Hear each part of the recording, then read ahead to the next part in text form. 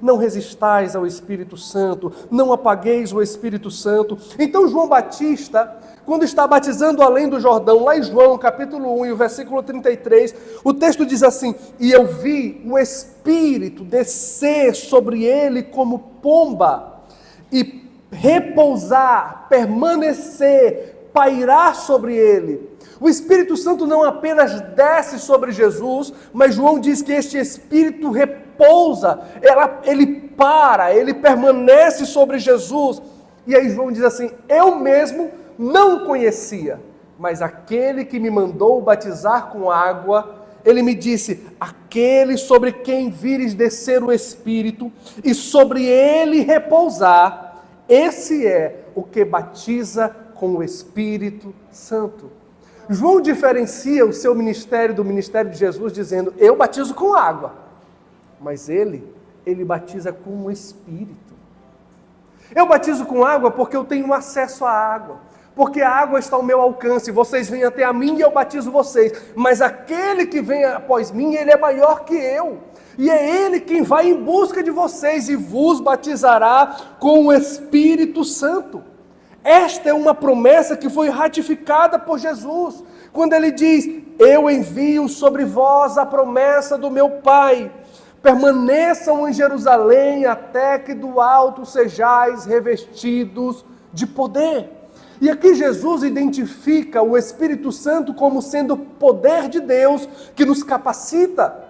Quando nós olhamos para as Escrituras, nós percebemos que o Espírito Santo ele não é apenas o nosso advogado, ou aquele paracleto, ou consolador, aquele que se põe ao nosso lado, mas o Espírito Santo ele é também aquele que nos transforma e nos capacita para agradarmos a Deus e fazermos as coisas que Deus exige de nós.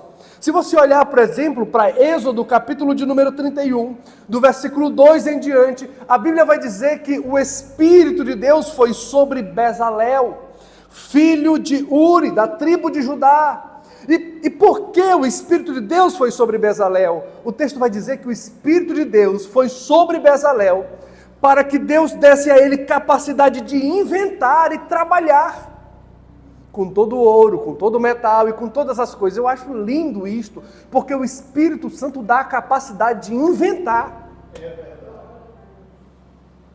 E aqui, irmãos, nós estamos falando de um artesão, de alguém que vai trabalhar com metal. A gente nem valoriza muito o artesanato, né?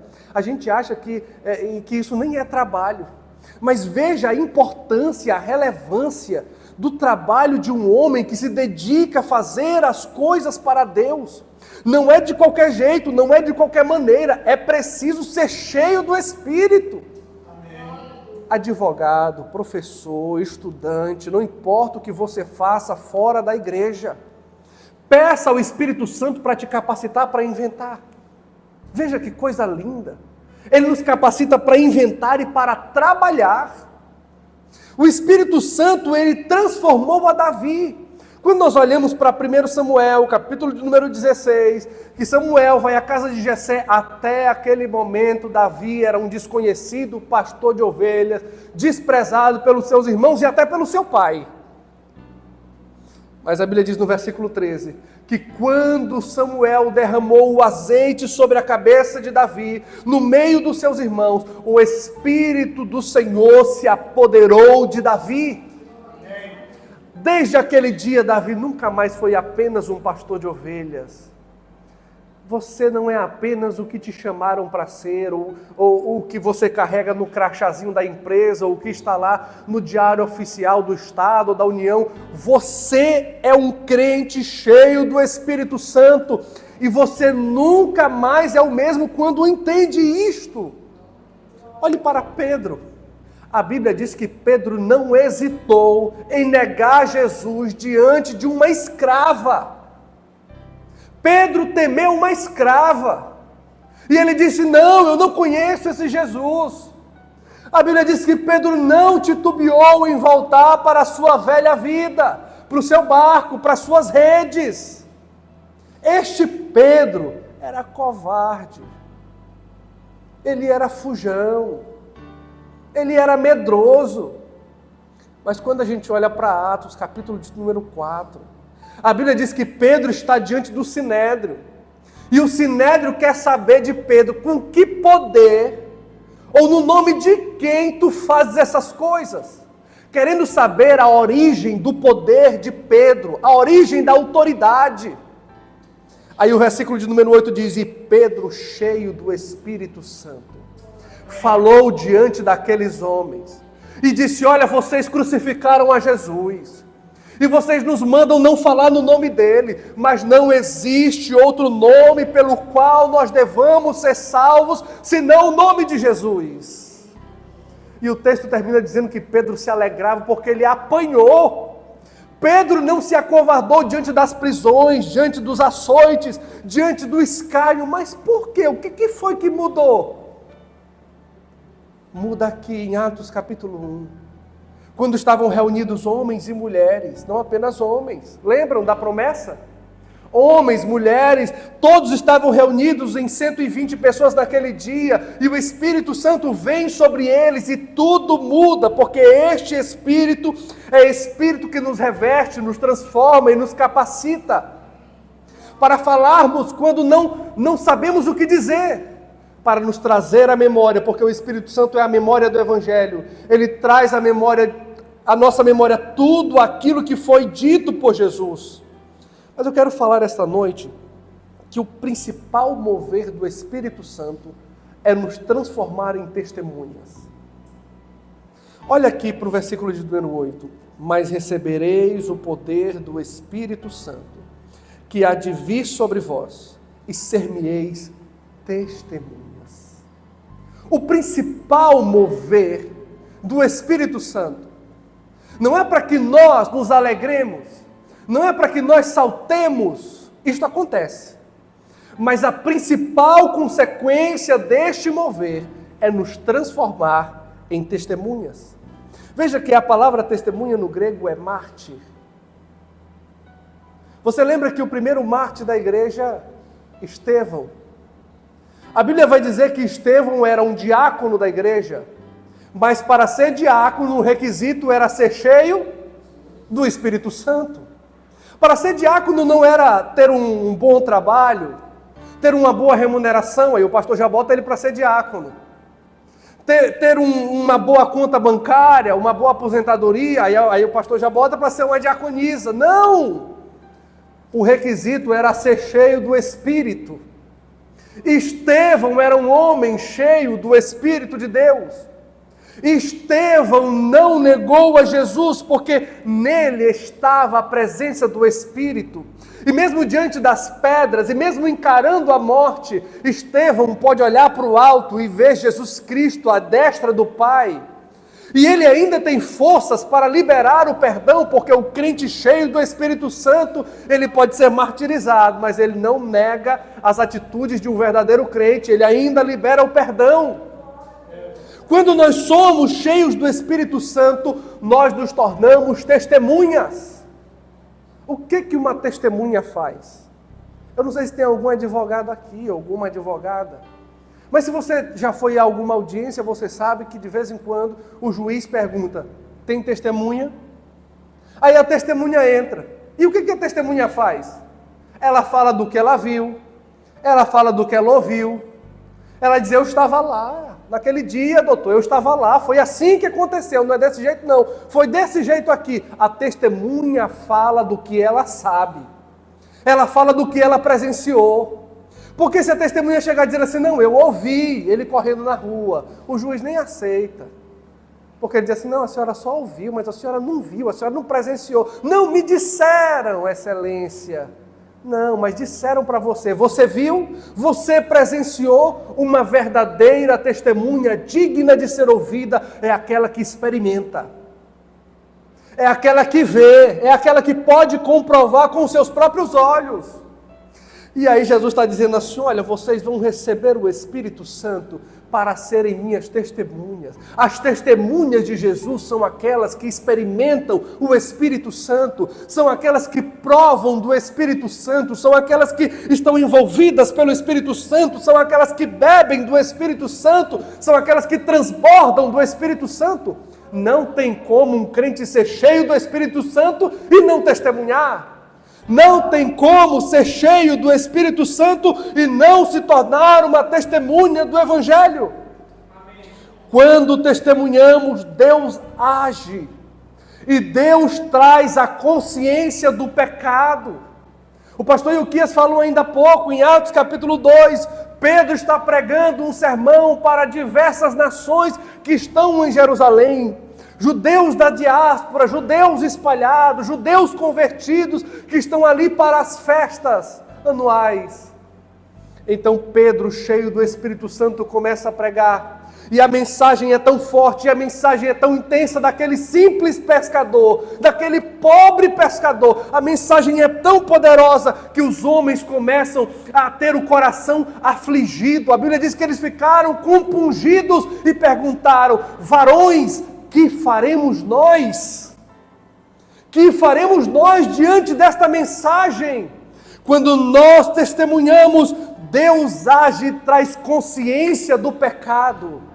Quando nós somos cheios do Espírito Santo, este mover vai atingindo outras e outras pessoas, outras e outras vidas. Aí Pedro responde. Ele diz assim: arrependam-se dos seus pecados, sejam batizados e recebam o dom do Espírito Santo. O dom é o próprio Espírito Santo. Você sabe qual é o resultado deste mover do Espírito? O resultado deste mover do Espírito é a igreja avançando. Talvez você queira ser cheio do Espírito Santo para pregar bem. Talvez você queira ser cheio do Espírito Santo para cantar bem, para tocar bem. Mas o grande propósito de ser cheio do Espírito Santo é testemunhar das coisas que Jesus fez. É claro que nós temos que nos esforçar, estudar, pregar melhor, cantar melhor, tocar melhor, servir melhor na igreja, servir aos nossos irmãos na igreja. Meus irmãos, mas ser cheio do Espírito Santo é para expandir o reino de Deus, é para testemunhar das coisas que Deus fez em nossas vidas. O resultado está aqui em Atos capítulo 2, o versículo 41. Naquele dia agregaram-se quase 3.000 almas. O mover do Espírito Santo na igreja promove o testemunho do Evangelho, promove o avanço do Evangelho. Mas este mover também traz outras consequências. Abra comigo a sua Bíblia em Atos, capítulo 2, e o versículo 42 em diante. Veja que o mover do Espírito Santo, ele vai transformando as coisas, ele vai transformando os relacionamentos, ele vai transformando a sociedade, ele vai transformando a maneira de lidar nos casamentos, nas relações paternas, maternas, de filho para com os pais. O Espírito Santo vai agindo e mudando todas as coisas ao nosso redor. Olhe para as consequências de uma igreja movida do Espírito Santo. A primeira característica de uma igreja movida pelo Espírito Santo é a perseverança. O texto diz: eles perseveravam na doutrina. Muitas pessoas querem perseverar nos cânticos, muitas pessoas querem perseverar nos livros de autoajuda, nos devocionais de autoajuda. Nós temos que perseverar na doutrina, na palavra. Uma igreja movida pelo Espírito Santo persevera no ensino, persevera nas Escrituras, irmãos. O mundo tem fome de palavra. Olha, eu recebi um senhor lá na nossa igreja, que um dia ele chegou para mim, ele já estava em uma determinada igreja aqui na cidade há 10 ou 12 anos, cerca de 12 anos nessa igreja. E ele chegou lá, por alguma razão, ele começou a visitar. E aí ele pediu para participar do discipulado na igreja, e ele foi fazer o discipulado para o batismo, que é o mais básico que tem, você sabe disso. E um dia nós estávamos conversando, o pastor Ilquias, e ele me disse assim: rapaz, será que o pastor Gedaías deixaria eu repetir essa turma de novo? Eu achei estranho, repetir de novo, né? Aí ele disse assim, eu disse, por quê?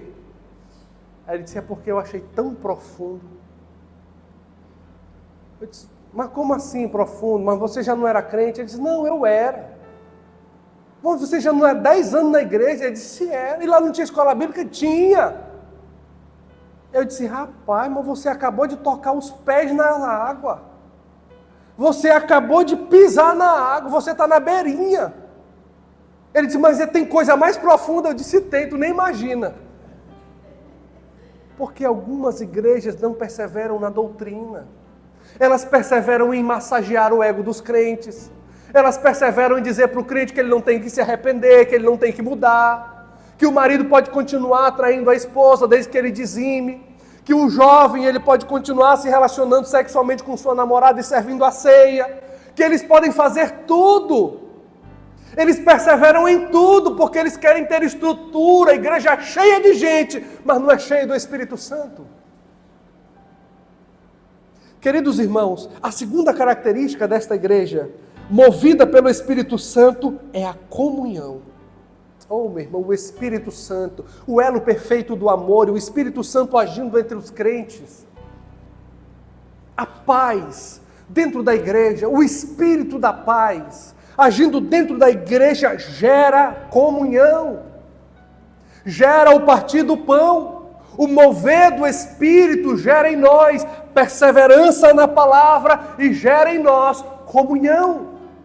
Não há perfeita comunhão sem o Espírito Santo.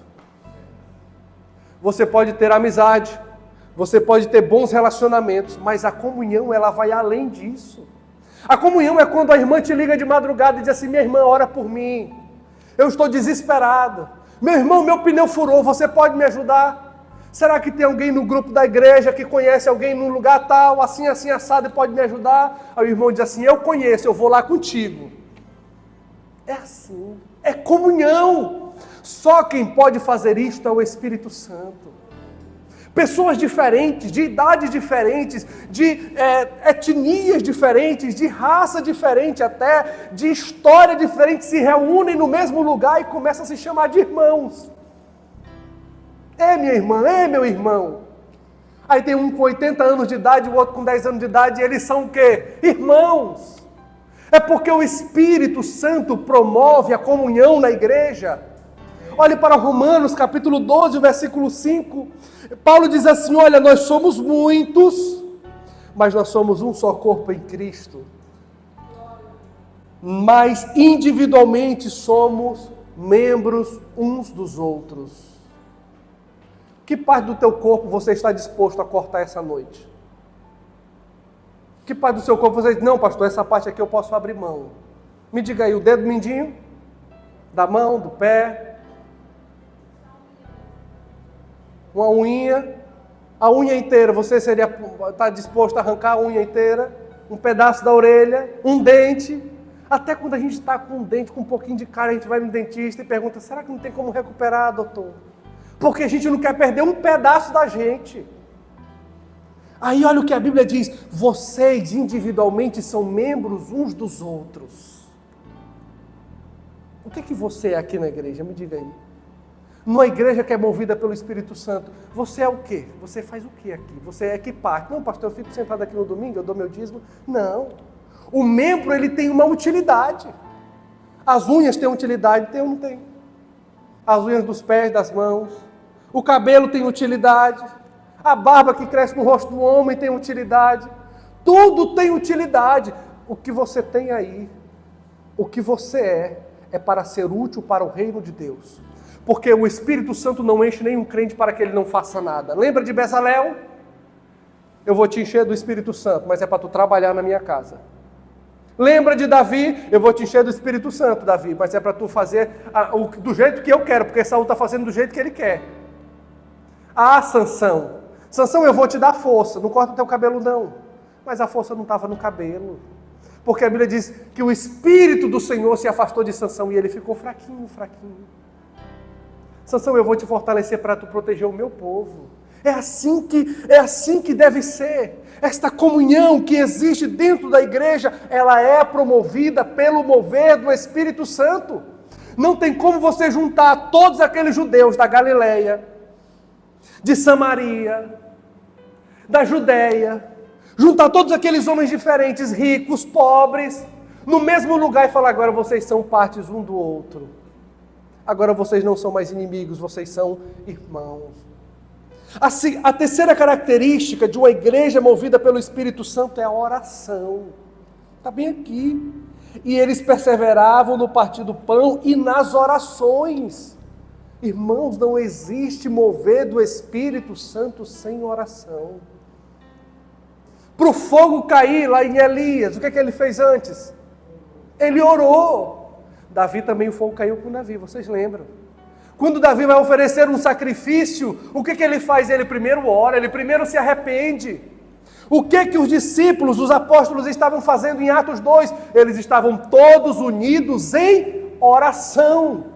O que Paulo e Silas estavam fazendo na prisão à meia-noite? Dormindo, chorando, tristes porque estavam presos e tinham apanhado muito? Não, eles estavam cantando e orando e as cadeias se moveram. Uma igreja que ora é uma igreja cheia do Espírito e ela vive no mover do Espírito. Romanos 12:12 diz: alegrai-vos na esperança, sede pacientes na tribulação e na oração perseverai. Nós perseveramos no ensino, mas perseveramos também na oração. Uma outra característica desta igreja diz: em cada alma havia temor. O Espírito Santo promove em nós temor. Uma das coisas que se tem perdido neste tempo é o temor a Deus. Não existe mais temor a Deus. Você pode olhar por aí as peças de teatro. Você pode olhar por aí as manifestações artísticas. Tudo tem uma desculpa. Não, isto é arte. Não, isto é liberdade de expressão. Não existe temor a Deus em nosso tempo. Quando nós olhamos para 2 Timóteo, capítulo 3, Paulo diz a Timóteo: Timóteo, nos últimos dias sobrevirão tempos trabalhosos, homens amantes de si mesmos, odiosos, irados, arrogantes, presunçosos. Todas essas características são de pessoas que não têm temor a Deus. E aí Paulo termina dizendo assim: e aqueles que têm falsa piedade. Esse aí é o pior. É pior que o mentiroso, que o odioso, que o raivoso, que o briguento. É pior que todo mundo, é a falsa piedade. A falsa piedade também é falta de temor. Lembra de Ananias e Safira? Falsa piedade. Está aqui, ó, a gente trouxe a ofertinha aqui, a gente vendeu e está aqui. Rapaz, porque vocês mentiram ao Espírito Santo, vocês não mentiram a homens, mas mentiram a Deus. Perderam o temor e têm falsa piedade. Na igreja é de um jeito, mas em casa é de outro, no trabalho é de outro, na escola é de outro, na universidade é de outro. Perdeu o temor ao Senhor. Você lembra quando a gente chegava na igreja? A gente se ajoelhava, pastor Euquias. Era impensável um pastor no púlpito estar falando, não sei o quê. Era impensável, havia temor. Havia temor, havia espaço para a pregação da Bíblia, a Bíblia estava no centro. Não eram as nossas vontades que estavam no centro, não era briga de irmão com irmão, de parente com parente, por igreja, por placa, por estrutura, não. A importância era a pregação do Evangelho. Meu avô me contava, meu filho, nós caminhávamos quilômetros e quilômetros, o pastor às vezes ia montado no jumentinho, a gente ia puxando ele, e a gente caminhava léguas e léguas, assim que ele fala, léguas e léguas para chegar numa igreja. E ali o irmão matava uma galinha caipira, a igrejinha era de barro, de taipa, de palha, e a gente se reunia, fazia o culto, e na segunda-feira de manhã voltava para casa. Havia temor, havia respeito. Quando um jovem pecava, ele ia para o pastor e dizia, pastor, eu pequei. O pastor disse assim, tu vai ter que ser disciplinado, rapaz. Eu gosto de ti, tu é bom músico, tu está aqui na igreja ajudando, mas eu vou ter que te disciplinar. E era na frente da igreja todinha. Havia temor. Havia temor. Quando o camarada se convertia, nem bola ele podia jogar mais. Ele deixava de jogar bola. Ele andava com aquela calça social lá embaixo. É claro que essas coisas, o próprio apóstolo Paulo vai dizer que essas coisas perecem com o tempo. São coisas de homens. Mas havia temor nos irmãos, nos crentes. Eu fui pregar numa igreja lá na Bélgica e o pastor viu a minha foto de um cartaz de outra igreja. Aí ele disse assim para a irmã, para minha tia, irmã Jediane, me diga uma coisa, ele vai vir de barba? Aí minha tia disse assim, como assim, pastor? É porque ele usa barba. Não, irmã, é porque aqui na igreja a gente não aceita. Não tem nada contra, não é pecado, mas é uma ordem que vem lá de cima e a gente respeita o nosso pastor presidente. Era uma Assembleia de Deus bem séria. Cheguei lá, estava todo mundo de paletó, os irmãos, desde as crianças, todo mundo de paletó e gravata no púlpito. Eu tive que tirar a barba. Eu tirei a barba. Eu disse, não, depois a barba cresce, eu vou pregar a palavra, porque a palavra é mais importante do que a barba. Eu tirei a barba e fui pregar. No começo eu disse assim, não, eu não vou pregar não, rapaz, mas que besteira, que bobagem. Mas depois eu disse assim, rapaz, é a regra da igreja, é a norma, eu vou respeitar. A gente tem que temer as coisas de Deus. As coisas de Deus são santas. Lembram de usar? Usar tinha toda a boa vontade, fizeram um carro de boi bonito, arrumaram tudo bacaninha. Mas não é para carregar num carro de boi, rapaz. Deus mandou carregar, foi nos ombros. A presença de Deus vai nos ombros de homens de Deus. A presença de Deus vai carregada por nós. Nós carregamos a presença de Deus não vai em carro de boi. Muitas pessoas perderam o temor e querem carregar Deus dentro de carro de boi, dentro de carro alegórico, dentro de tudo enquanto é doutrina falsa. Mas o mover do Espírito Santo traz temor em cada alma. O Espírito Santo também traz milagres. Olha bem aqui. E muitas maravilhas e sinais se faziam pelos apóstolos. O pastor Euquias falou ainda há pouco, nem uma formiga a gente cura. É verdade, irmãos. A nossa fé é tão pequena. A gente lê na Bíblia, Jesus curou, e ele disse que vocês fariam coisas grandes, e eu vou estar com vocês. Mas na hora que a gente está numa situação difícil, a gente recorre a tanta coisa. O Espírito Santo fica por último. A gente recorre logo para o médico, logo para o advogado, logo para a polícia. A gente vai em toda a situação. E quando não tem mais nenhuma chance, a gente chega na igreja assim, pastor, não tem mais jeito, vamos orar. O Espírito Santo se torna a última opção do crente. Mas a Bíblia não diz que ele estaria conosco todos os dias, até a consumação dos séculos. Veja que quando Pedro está na casa de Cornélio, em Atos capítulo 10, pregando, ele diz lá no versículo 38, porque Deus ungiu a Jesus de Nazaré com o Espírito Santo e com poder, o qual andou fazendo bem e curando a todos os oprimidos do diabo, porque Deus era com ele. Quando Paulo escreve aos Coríntios no capítulo 1, na primeira carta, no capítulo 1, ele diz assim, quando eu estive convosco, eu não fui com palavra de sabedoria humana, mas com poder, com demonstração de poder do Evangelho. O Evangelho é poder. O Evangelho transforma. Jesus nos ajude a voltar, Senhor, a crer, a experimentar estes milagres. Porque nós oramos, Senhor, nos leva de volta à igreja primitiva, nos leva de volta ao primeiro amor, mas a igreja primitiva tinha perseverança na palavra, comunhão, perseverança na oração, temor e milagres, maravilhas, sinais aconteciam, irmãos. Meus irmãos, lá em Hebreus capítulo 13, a palavra diz assim, Jesus é o mesmo, ontem, hoje e será para sempre, Ele não mudou, Ele está vivo e ativo em nosso meio. Aleluia. Tem mais uma característica de uma igreja movida pelo Espírito Santo. Está bem aqui, Atos, capítulo 2, versículo 44. Todos os que criam estavam juntos e tinham tudo em comum. Isto é unidade. Unidade é diferente de comunhão. Porque a gente pode ter comunhão aqui na igreja. Aí o irmão diz assim, não, pastor, é ele lá e eu na minha casa. É ele lá e eu aqui. Você sabe o que é unidade? O apóstolo Paulo escreve aos Filipenses no capítulo 2, versículo 2, dizendo assim, completem a minha alegria, vocês querem me deixar felizes? Vocês querem me deixar alegres? Tenham o mesmo modo de pensar, tenham o mesmo modo de agir, tenham um só amor, um só espírito, uma só atitude. O pastor diz assim, irmãos, vamos fazer uma campanha de oração. Vamos orar para Deus resgatar os filhos que estão afastados. Aí o irmão diz assim, não, pastor, isso aí não, a gente já ora tanto. Vamos orar para a gente ser batizado? Vamos orar para a gente ganhar carro? Vamos orar pelas causas da justiça?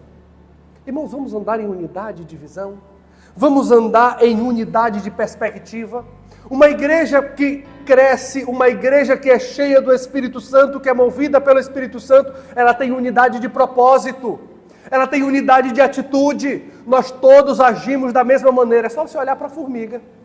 A formiga às vezes é mais inteligente que o crente. É só você ver porque Salomão está sempre dizendo assim, vai ter com a formiga, olha para a formiga, olha como é que a formiga faz, olha como a formiga é. Depois procure aí no YouTube o vídeo de uma formiga tentando carregar um bicho maior do que ela. E consegue. Uma formiga sozinha às vezes não consegue carregar uma barata.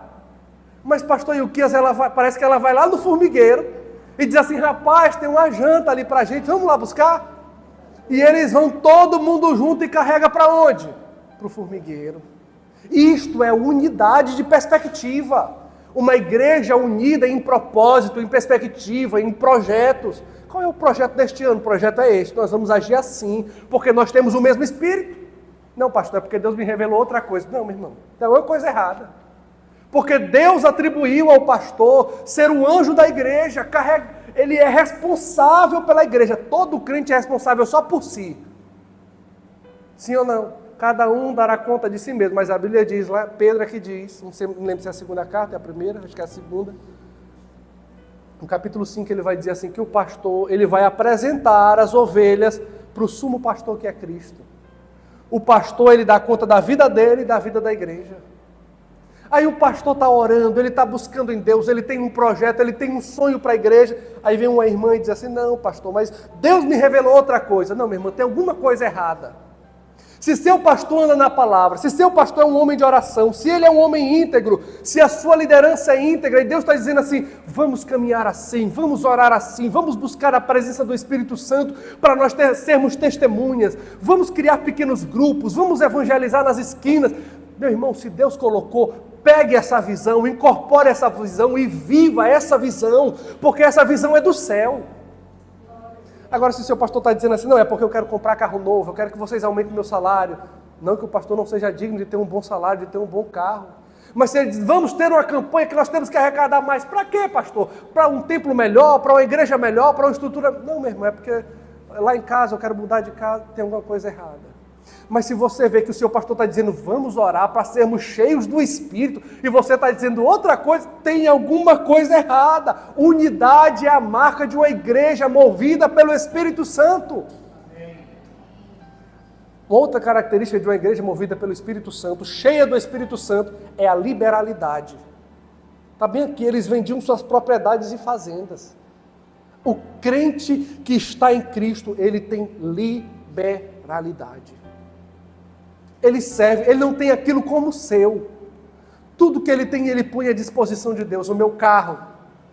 Sabe quando a gente compra um carro? A gente diz assim, pastor, ora pelo carro, unge o carro, bota óleo no carro. Assim, pastor, faz uma campanha no carro, o irmão bota seguro, aí chama o pastor para botar o óleo no carro.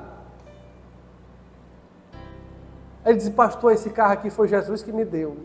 Mas na hora que o pastor diz assim, meu irmão, será que você pode levar a irmã, o irmão, dá uma caroninha para ele até ali mais à frente? Oh, pastor, não dá não, é muito contramão para mim. A gasolina está muito cara. Veja que quando Paulo ele diz lá aos Colossenses assim, pensem nas coisas do alto. Não pensem nas coisas da terra. Porque vocês estão guardados com Cristo, vocês já morreram para vocês mesmos. Aí ele vai dizer assim lá em Colossenses 3, façam morrer as paixões da carne. Aí ele vai falando um monte de coisa. Aí ele termina dizendo assim, e, eu esqueci a palavra agora, mas a palavra significa mão de vaca, como é essa palavra? É ser mão de vaca, como é que diz isso? Como é? Eu esqueci a palavra, rapaz. Avareza, tá bem aqui, avareza é mão de vaca, é a mesma coisa que eu botei na Filipe Sobrinho atualizada. Mas olha como é que o texto diz assim, olha, façam morrer a avareza que é idolatria. Ô irmão, ter dinheiro não é problema, ser rico não é problema. A Bíblia diz que amar o dinheiro, isto sim é um problema. Tem crente que ele ama o dinheiro. Ele se põe à disposição, mas ele não dá o dízimo, ele não oferta, ele não participa das coisas da igreja. Na hora que tem uma campanha, ele pula fora. Foi Deus que te deu. Sabia disso? Meu irmão, se Jesus fizer assim, ó, no interruptor, apagou e você cai. Eu estava lá nos Estados Unidos e aí teve um período que eu tive que trabalhar. E eu fui trabalhar com um novo convertido. E esse novo convertido, toda segunda e quarta, ele dizia assim, vamos embora cedo. A gente tem que ir embora cedo. Eu não falei para ele que eu era pastor ainda, não falei para ele que eu era crente. Vamos embora cedo. Eu disse, tá bom, vamos. Eu achava bom. Vamos embora cedo. Aí na outra semana, a gente conversando, e ele disse assim, você nunca pensou em ser pastor? Eu disse, não, eu sou pastor. Eu estou trabalhando com um pastor. Rapaz, olha pastor, toda segunda e quarta eu saio cedo. Porque lá na minha igreja tem oração. Eu disse, é mesmo? Como é que é? É uma sala de oração. Como é que é lá? É 1 hora só de oração. O pessoal fica tocando louvor no Ministério de Louvor. A gente entra na igreja e cada um ora. Tem irmão que ora sentado, tem irmão que ora em pé, tem irmão que ora de joelho, tem irmão que deita no chão. Aí eu disse, é mesmo? Como é que é lá? É cheio de gente, pastor. É cheio.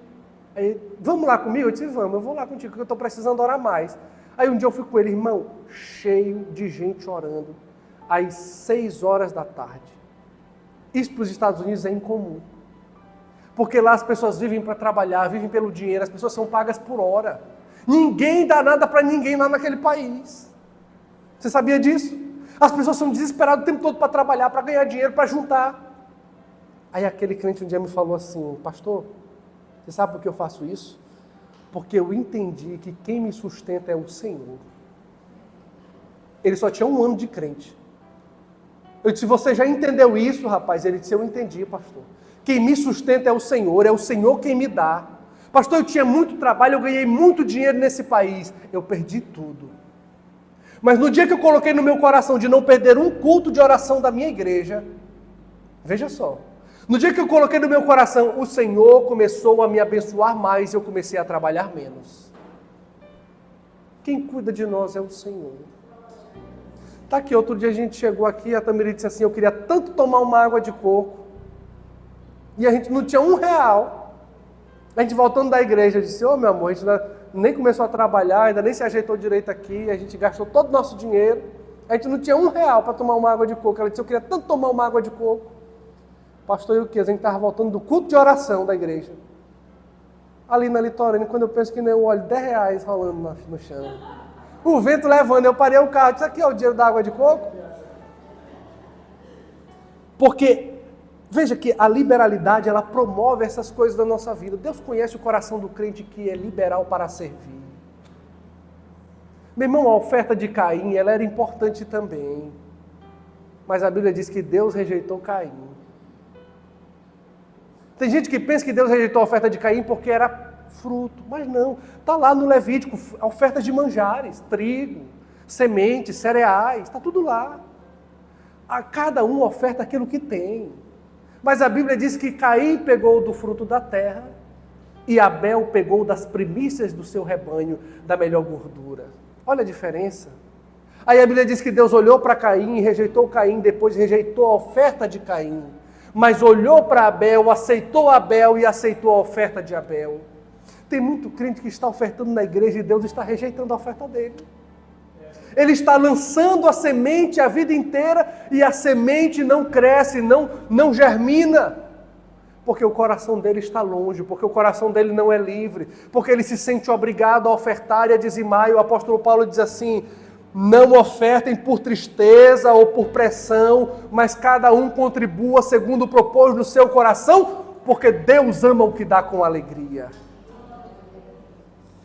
Tem mais uma característica nessa igreja, a constância. Uma igreja movida pelo Espírito Santo é uma igreja constante. Meus irmãos, essas características aqui só são possíveis se nós formos cheios do Espírito Santo. Você pode até perseverar num ponto, mas você não é constante no outro, você não tem temor, você não ora, você até ora, mas você não persevera na palavra. Mas quando nós somos cheios do Espírito Santo, o Espírito Santo só tem um fruto, o pecado tem vários. O pecado tem várias obras, vários frutos, mas o Espírito Santo só tem um fruto. E o fruto do Espírito Santo é um monte de coisa. É paz, é amor, é alegria, é justiça, é longanimidade, é domínio próprio, é mansidão, é muita coisa, é só num fruto. Tem esse tanto de sabor no fruto do Espírito Santo. Então todas essas coisas são características de uma igreja que experimentou o Espírito Santo. Esta igreja é uma igreja constante. E perseveravam unânimes todos os dias no templo. E perseveravam no partir do pão. E comiam junto. E tinha alegria. Isso aqui é constância. Você lembra como era a igreja antigamente? A maioria dos crentes eram pessoas pobres. O nosso único programa de domingo era ir à igreja. Você lembra desse tempo, pastor Euquias? Quando na Globo, quando nas televisões, os crentes eram vistos como pobres, como analfabetos, como pessoas sem cultura. Você lembra desse tempo? Deus abençoou os crentes. Os crentes cresceram, prosperaram. Aí o crente diz assim, não pastor, é porque eu trabalho demais, então eu falto o culto de domingo para ficar com a minha família. Pergunte a esse crente se ele falta um dia de trabalho para ficar com a família dele. Eles tinham constância todos os dias no templo, no partido. Isso aqui é constância em tudo. A constância, meus irmãos, ela nos leva a experimentar cada vez mais a presença de Deus e viver as grandezas de Deus. A perseverança nos leva a ser constantes e a constância nos aproxima de Deus. A constância vai firmando os nossos pés. A constância ela nos faz sentir pobres, longe de Deus. Parece que quanto você mais ora, mais você precisa orar. Isso é a constância. Quando você vai para a academia, você anda na esteira, na velocidade 1, quase parando. Mas na semana seguinte você bota no 2. Se você continuar constante na academia, depois você já está correndo na esteira. Se você for ainda mais constante, daqui a pouco você está correndo na São Silvestre. A constância nos leva sempre para um nível maior, mais profundo, mais alto em Deus. Lembrem-se de 1 Coríntios capítulo 15, o versículo de número 51 em diante. Quando o apóstolo Paulo está falando sobre o retorno de Cristo, ele diz assim, eis aqui vos digo um mistério, nem todos dormiremos, mas todos seremos transformados. Num abrir e fechar de olhos, ante o soar da última trombeta, porque a trombeta soará e os mortos ressuscitarão incorruptíveis. E nós, os que estivermos vivos, seremos transformados. Porque é necessário que isto que é corruptível se revista de incorruptibilidade e isto que é mortal se revista de imortalidade. Porque quando isto que é corruptível se revestir de incorruptibilidade e isto que é mortal se revestir de imortalidade, cumpre-se-á a palavra que está escrita, tragada foi a morte na vitória. Onde está, ó morte, o teu aguilhão? Onde está, ó inferno, a tua vitória? O aguilhão da morte é o pecado e a força do pecado é a lei. Mas graças a Deus que nos dá a vitória em nosso Senhor Jesus Cristo. Mas não para por aí. No versículo 58 ele diz assim, portanto, vejam só, ele vai concluir, portanto, meus amados irmãos, sede firmes e constantes, sempre abundantes na obra do Senhor, sabendo que o vosso trabalho nele não é vão. O crente que é constante, ele também é abundante. Quem dá abundância é o Espírito Santo de Deus. Ainda tem duas características dessa igreja. Essa igreja, ela tinha um bom testemunho. Olha para o 47. Louvando a Deus e caindo na graça de todo o povo. Bom testemunho. Oh, irmão, como é que está o teu testemunho lá no teu trabalho? Lá na tua escola? Será que você tem vergonha de dizer assim, para preservar o pastor Euquias, olha, você é crente, sou mais de que igreja? Não, da igreja aí. Porque você tem vergonha do seu testemunho, de dizer, não, eu sou lá da igreja do pastor Euquias, vamos lá. Será que o teu testemunho ele tem falado que Jesus é o Senhor da sua vida? Será que o seu testemunho tem falado que o Espírito Santo é quem domina a sua vida? Será que o seu testemunho está de acordo com Gálatas capítulo 5, lá a partir do versículo 15, 16, que ele vai dizer assim, olha, não façam a vontade da carne, mas se deixem ser guiados pelo Espírito. Porque se vocês forem guiados pelo Espírito, vocês jamais farão o que a vossa carne deseja. Porque a carne quer uma coisa, o espírito quer outra. Será que o seu testemunho está de acordo com isso, com uma vida no espírito? O texto está dizendo que eles caíam na graça do povo. O povo olhava e dizia assim, então lá vai um crente. Antigamente era assim também. Quando um crente passava, dizia assim, ali vai um crente. Eu nunca esqueço que um dia eu estava ali naquela região do Jaracati, eu moro ali no Residencial Pleno, e bem do outro lado tem um lugar que eles sempre fazem festas ali por trás daquelas concessionárias. Eles sempre fazem festas ali, aí coloca radiola e reggae. Mas no final de semana, a igreja, a Assembleia de Deus estava em festa ali. E eu ouvi lá de casa o DJ falando assim, vamos suspender o som, porque os irmãos vão fazer um culto agora. E eles baixaram o som para os crentes fazerem um culto. Eu pensei assim, meu Deus, num lugar difícil desse, de difícil acesso, num lugar onde a violência impera, o tráfico de droga impera, você olha para as meninas grávidas na adolescência, meninos, garotos na rua, andando descalços, pulando ali daquela ponte. Tem uma igreja respeitada. Tem um pastor que ele é respeitado ali. Que as pessoas dizem assim, lá vai o crente, ali vai um crente. Será que as pessoas olham para você assim? Será que você tem sido cheio do Espírito Santo a ponto de que as pessoas olhem para você e vejam algo diferente em você? Porque tem crente que ele é insuportável no trabalho, ninguém suporta esse crente. Tem crente que ele não pode abrir a boca no trabalho, que alguém diz, lá vem o chato. Mas tem o bom crente.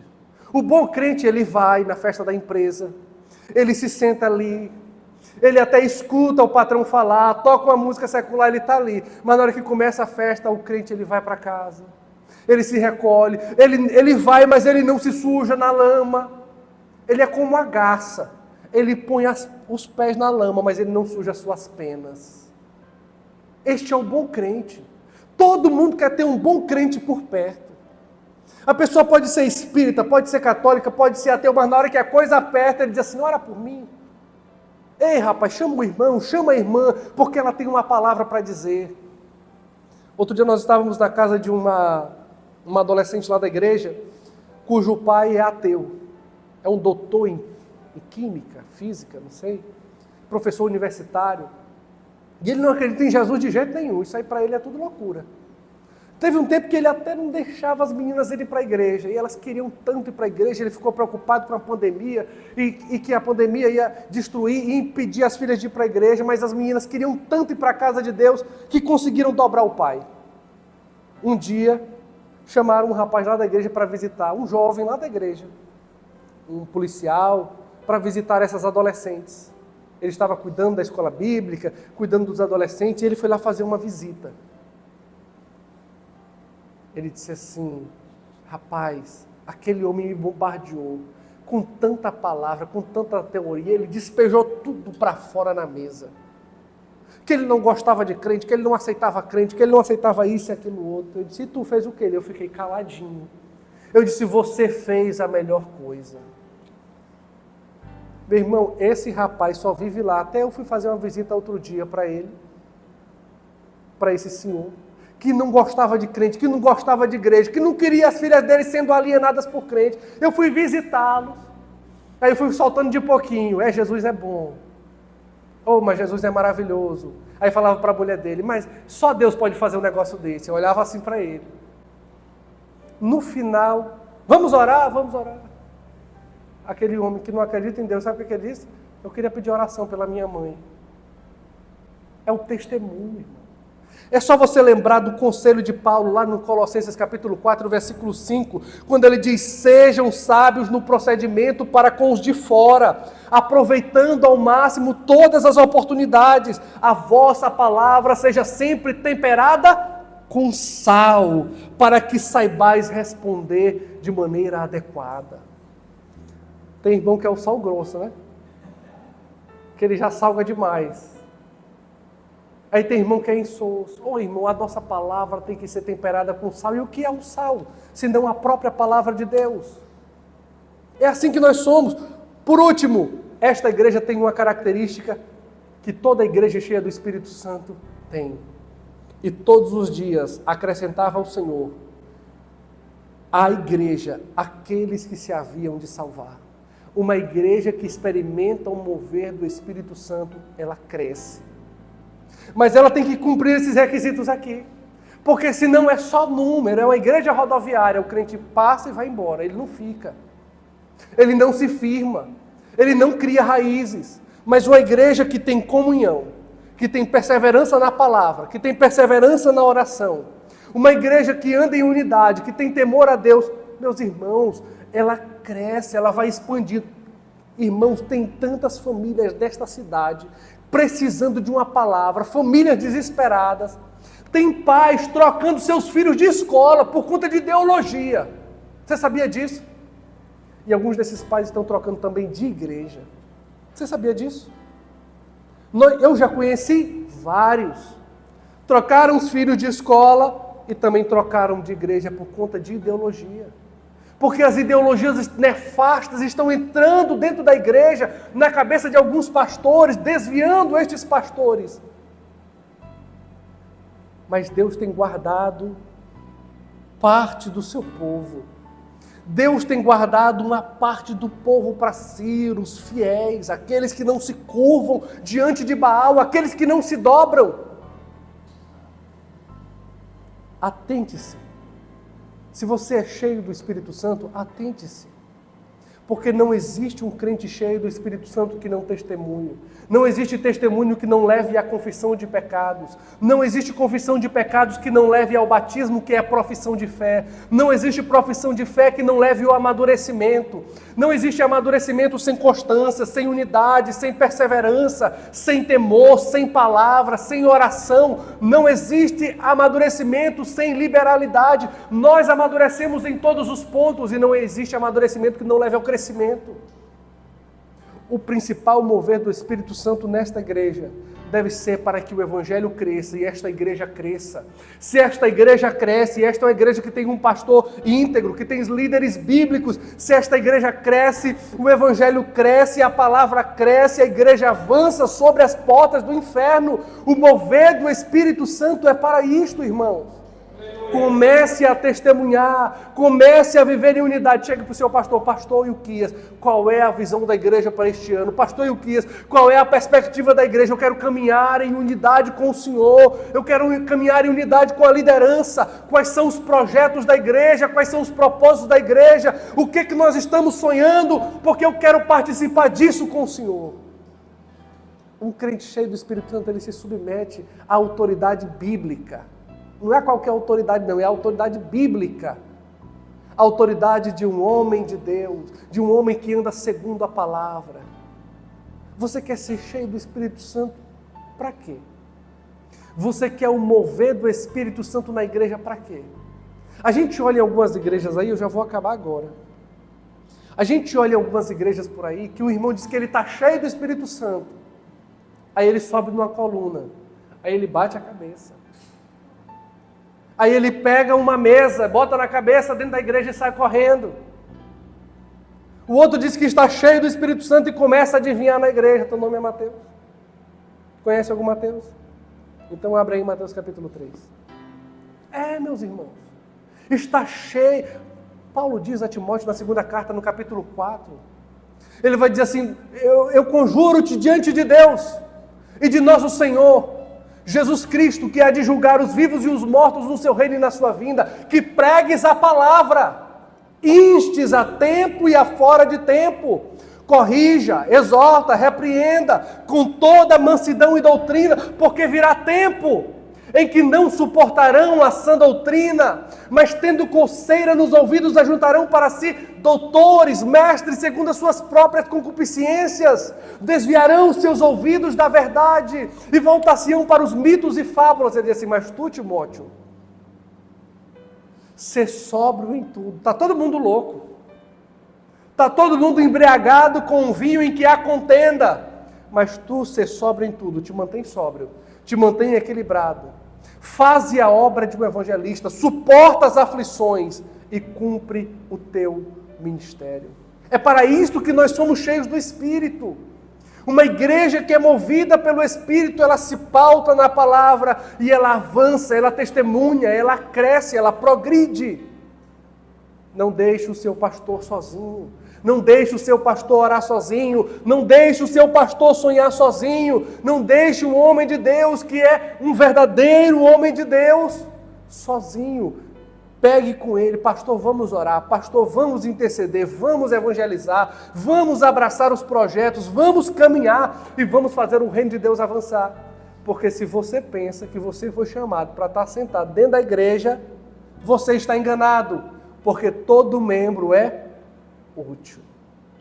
Se você acha que você não tem nenhuma utilidade, talvez você nunca tenha nascido de novo, porque um verdadeiro crente em Jesus, ele foi chamado para servir, para ser útil e para fazer discípulos. Mateus capítulo 28, versículo 19. Fazei discípulos, testemunhem, sejam cheios do Espírito Santo.